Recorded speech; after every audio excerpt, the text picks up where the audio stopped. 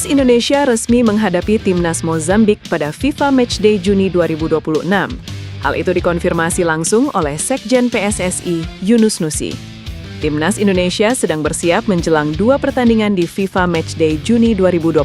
2 pertandingan tersebut akan berlangsung di Stadion Utama Gelora Bung Karno, Jakarta pada 5 dan 9 Juni 2026.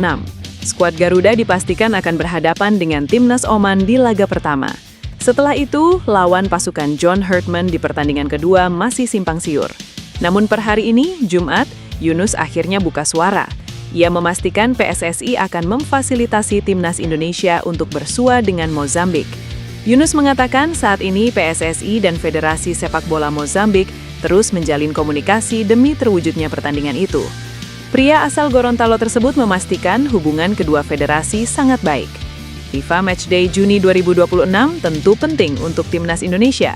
Selain karena akan mempengaruhi ranking FIFA, pertandingan ini juga menjadi persiapan untuk Piala AFF 2026 dan agenda FIFA ASEAN Cup 2026 serta Piala Asia 2027.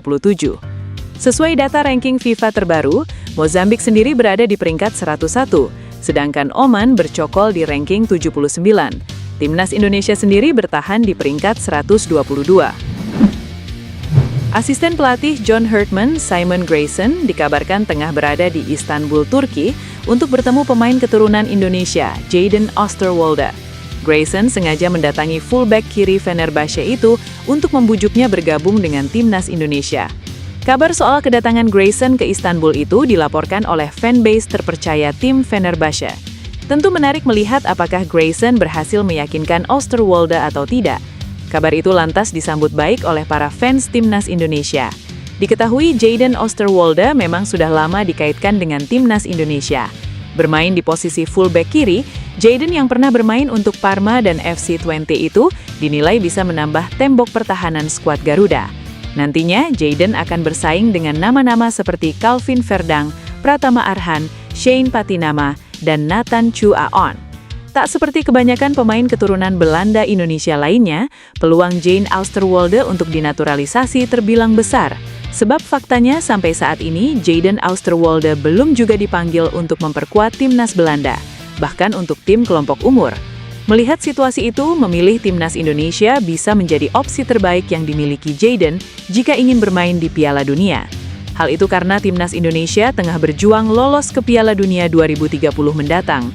Jadon yang saat ini dilatih Jose Mourinho di Fenerbahce itu sejatinya sudah dihubungi PSSI beberapa waktu lalu.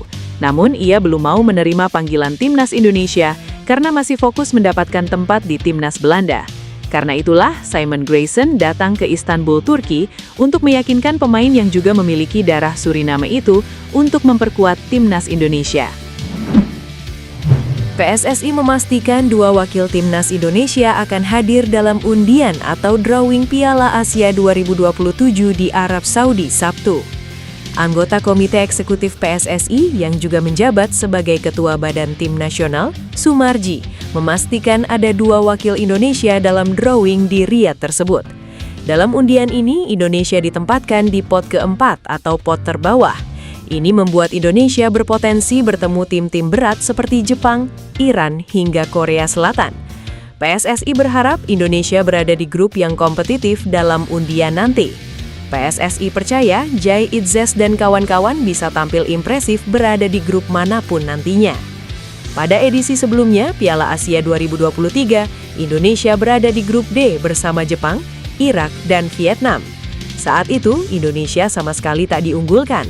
Hasilnya, Indonesia lolos ke babak 16 besar dengan status peringkat ketiga terbaik. Pada babak 16 besar, Indonesia berhadapan dengan Australia dan takluk 0-4.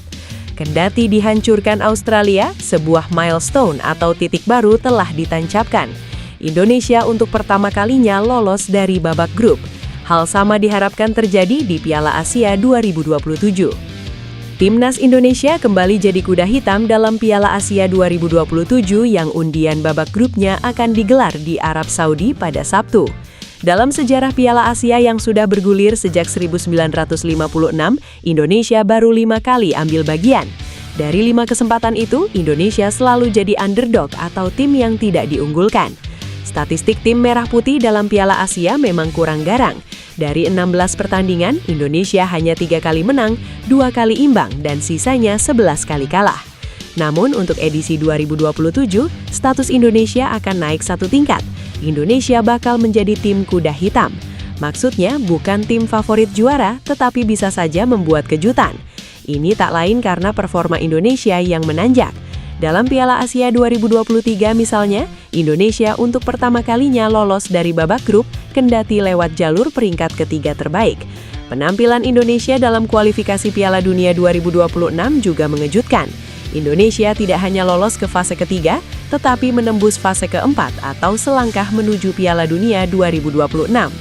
Hanya saja peringkat Indonesia dalam ranking FIFA terbilang terbelakang. Saat ini, Indonesia berada di peringkat ke-122, kalah dari Thailand dan Vietnam, dua tim ASEAN lainnya. Oleh karena itu, Indonesia ditempatkan di pot keempat dalam undian grup. Ini menunjukkan bahwa Indonesia masih dianggap sebagai tim kekuatan keempat di pentas Asia. Publik pecinta sepak bola tanah air belum lama ini dikejutkan dengan banyaknya informasi seputar pemain keturunan yang dibocorkan oleh media asal Belanda, Football Premier. Khususnya saat media tersebut merilis video podcast bersama pemain KV Albion, Mauro Zylstra. Di sela obrolan tersebut, host podcast Football Premier menyebut nama Jairo Riedewald, yang kabarnya tengah mengurus naturalisasi. Selain itu, ia juga menyebut nama yang sudah jarang terdengar oleh publik Indonesia, Pascal Struijk. Host podcast Football Premier bahkan menyebut pemain Leeds United itu diizinkan untuk bisa membela timnas Indonesia. Namun perlu dicatat, maksud diizinkan di sini bukan berarti Pascal Struijk telah bersedia untuk membela timnas Indonesia. Kemungkinan besar maksud sang host menyebut Struijk diizinkan adalah sang pemain eligible untuk pindah ke warganegaraan, sebab ia memiliki darah Indonesia langsung dari kakek dan neneknya. Nama Pascal Struijk sendiri memang sempat ramai ingin dinaturalisasi PSSI beberapa tahun silam. Ia merupakan pemain bertalenta yang kini bermain untuk tim kasta kedua Inggris, Leeds United. Sebelumnya, ia bersama Leeds bahkan bermain di Liga Premier. Secara pengalaman, bek tengah 25 tahun ini tidak perlu diragukan. Dapat dilihat dari harga pasarnya, Pascal Struijk memiliki harga pasar di angka 15 juta euro atau setara dengan 260,72 miliar rupiah. Angka yang sangat fantastis tentunya. Menarik untuk menantikan Pascal Struijk berubah pikiran dan memilih menjalani proses naturalisasi untuk membela timnas Indonesia. AFC resmi merilis daftar pembagian pot drawing Piala Asia 2027 dengan timnas Indonesia berada di pot keempat. Undian atau drawing Piala Asia 2027 akan berlangsung di Riyadh, Arab Saudi Sabtu. Perwakilan PSSI dan timnas Indonesia akan hadir dalam undian ini. Pembagian pot ini menyesuaikan ranking FIFA terkini. Hanya Arab Saudi selaku tuan rumah yang berada di pot 1, meski peringkatnya di luar 50 besar dunia. Indonesia menjadi peserta Piala Asia 2027 dengan ranking paling buncit. Saat ini Indonesia di peringkat ke-122. Dengan berada di pot keempat, Indonesia berpotensi berada di grup berat. Nantinya, satu grup Piala Asia 2027 akan diisi 4 tim dari 6 grup yang tersedia. Pada edisi sebelumnya, Indonesia juga berada di pot keempat. Bahkan Indonesia menjadi tim dengan ranking paling rendah. Saat itu, ketika undian, Indonesia berada di grup D bersama Jepang, Irak, dan Vietnam. Kendati berada di grup berat, Indonesia lolos ke babak ke-16 besar dengan status peringkat ketiga terbaik. Ini menjadi pencapaian pertama Indonesia lolos babak grup Piala Asia. Bisakah Indonesia mengulang kisah 2 tahun lalu pada tahun ini?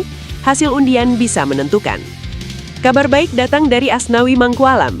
Pemain Indonesia yang kini membela Port FC di Thailand itu dilaporkan sudah kembali berlatih di lapangan setelah sempat menepi karena cedera ACL sejak Januari 2026.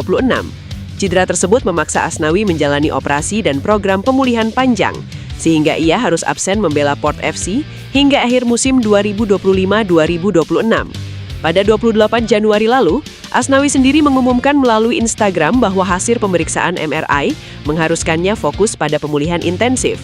Namun per Jumat, Port FC mengonfirmasi kabar baik bahwa Asnawi sudah kembali berlatih. Senang melihatmu kembali di lapangan. Asnawi Mangkualam sedang giat memulihkan diri agar bisa kembali ke lapangan secepat mungkin, tulis klub.